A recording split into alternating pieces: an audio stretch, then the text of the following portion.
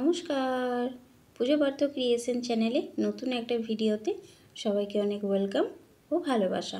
তো বন্ধুরা, আজকে তোমাদের কাছে নিয়ে চলে এসেছি একটা নতুন রেসিপি ভিডিও।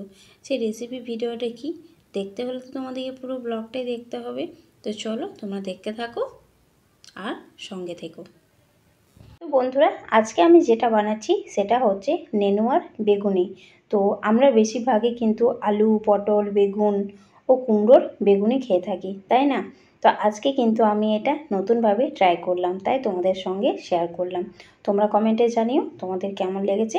তো এখানে দেখো আমি বেসন নিয়েছি, আর বেসনের সঙ্গে পরিমাণ মতো লবণ, হলুদ, আর সঙ্গে এখানে দেখো আমি লঙ্কা গুঁড়ো দিয়েছি একটু ঝালের জন্য। তোমরা চাইলে এখানে লঙ্কা পেস্ট করে দিতে পারো বা লঙ্কাটাকে কুচো করে দিতে পারো।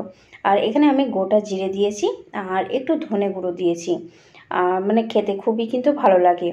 তো চলো এটাকে আমি এখন ভালোভাবে মেখে নিই, তোমরা দেখতে থাকো।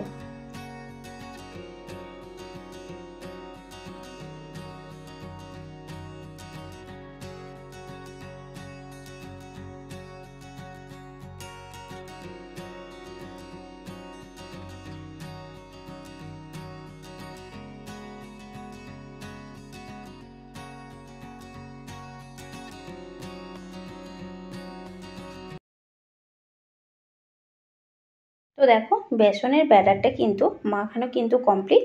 আর খুব একটা ঝোল করে মাখালে কিন্তু হবে না, একটু মোটা করে মাখাতে হবে, তাহলে কিন্তু বেগনিগুলো ভালো হবে।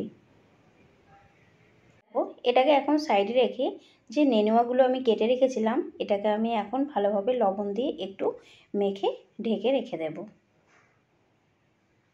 5 মিনিট পর আবার এলাম। তো দেখো কত সফট হয়েছে, দেখতেই পাচ্ছ তোমরা।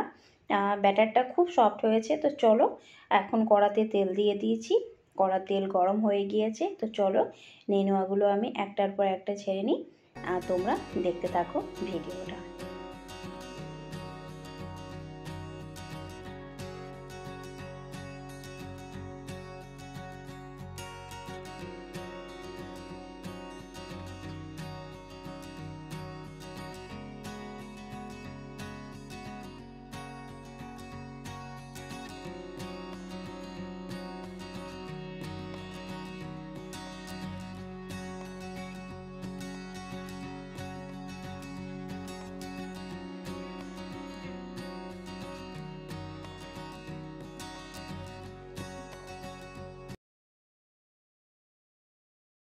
তো বন্ধুরা, এখানে দেখো নেনুয়ার বেগুনি একদম তৈরি।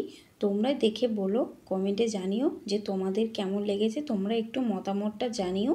তোমরা বাড়িতে ট্রাই করে দেখতে পারো নেনুয়ার বেগুনি খেতে কেমন লাগে। তো দেখো এগুলো এখন গরম আছে, গরম অবস্থায় যদি আমি একটু চাট মশলা দিয়ে দিই তাহলে কিন্তু আরও খেতে ভালো লাগবে। তো এখানে দেখো আমি একটু চাট মশলা ছড়িয়ে দিচ্ছি। আর এগুলো আমি খাবার একটু আগে কিন্তু ভেজেছিলাম, তাই বেশ ভালো লাগছিল। তো চলো দেখা হচ্ছে আগামীকাল। সবাই ভালো থেকো, সুস্থ থেকো, টাটা।